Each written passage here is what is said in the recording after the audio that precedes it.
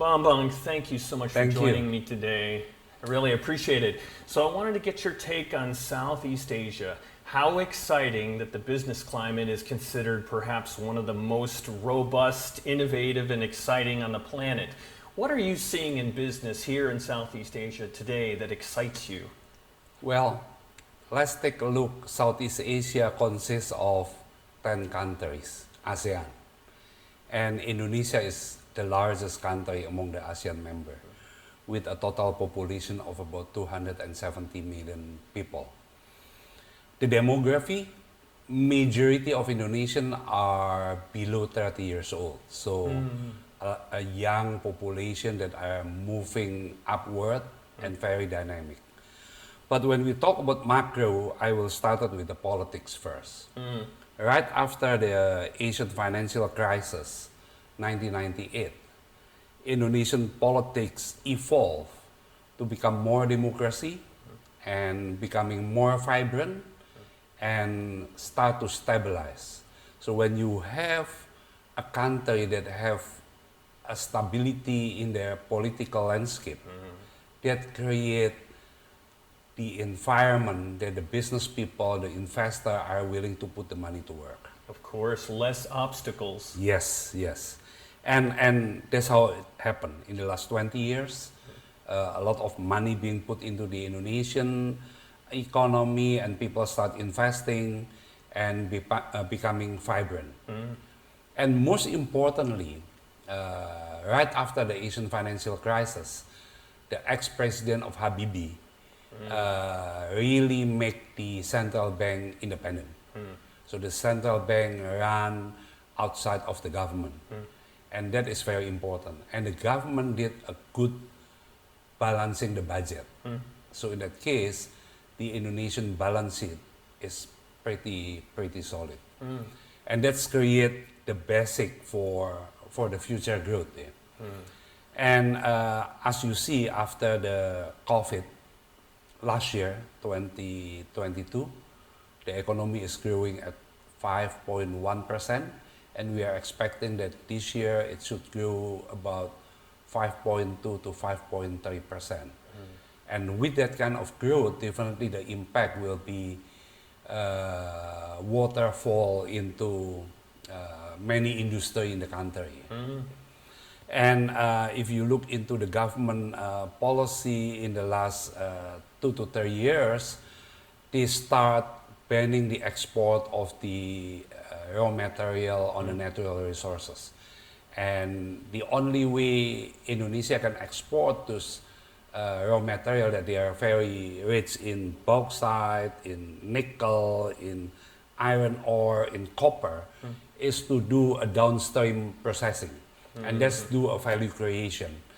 And the government now is putting up the infrastructure, be it on the legal infrastructure as well as the environmental planning, that they want to go from smelter on these resources like the nickel, the copper, the bauxite, into the EV battery and ultimately into electric vehicle. That will create one big value chain for the economy.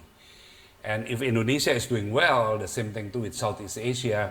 Singapore is becoming the center for the financial and also the hub for telecommunication and healthcare, then it will radiate into the region. So I'm very optimistic about Southeast Asia. Great, thank you. So let's talk about value creation for a moment. I'm curious to learn your thoughts. We understand what value creation is, but creating shared value in business is still being defined and is evolving. I wonder how you view this topic. What elements of creating shared value are important to you and your organizations?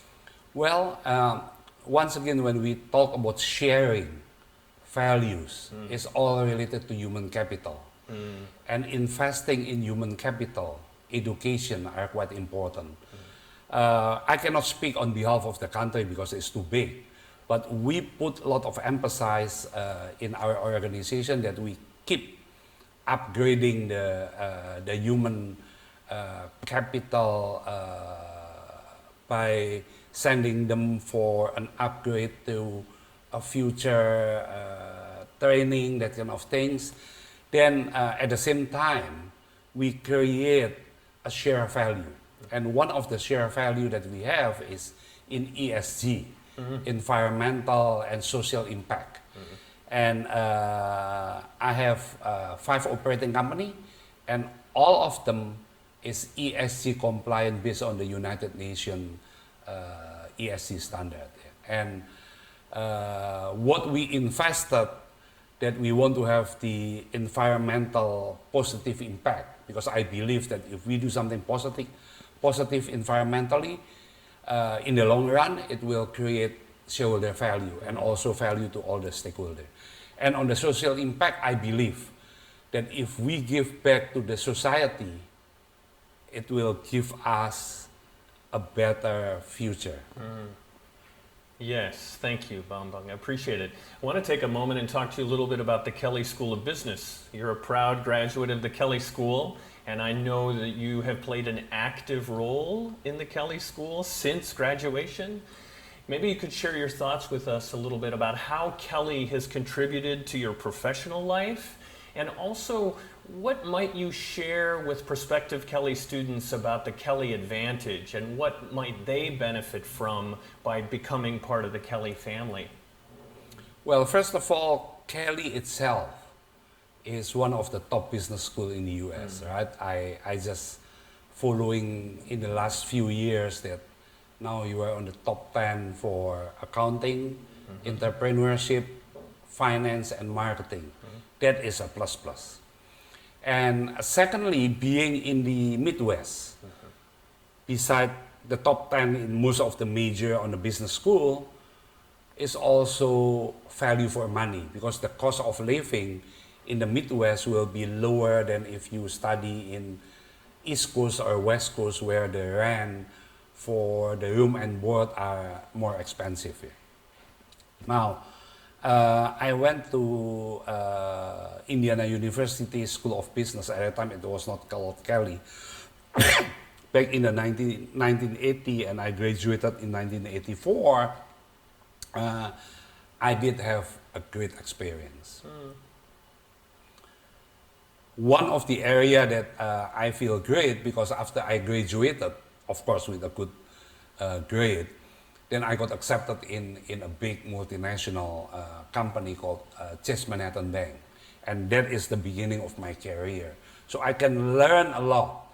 And why I got accepted in a big multinational bank like Chase Manhattan Bank, because the Kelley graduate put a lot of value. Great. Well, I wonder, now that we've finished the formal part of our Global Dean's Council meeting, any thoughts to share about the future of Kelley? And what might you recommend that we consider as we work to give our students a very relevant and robust experience?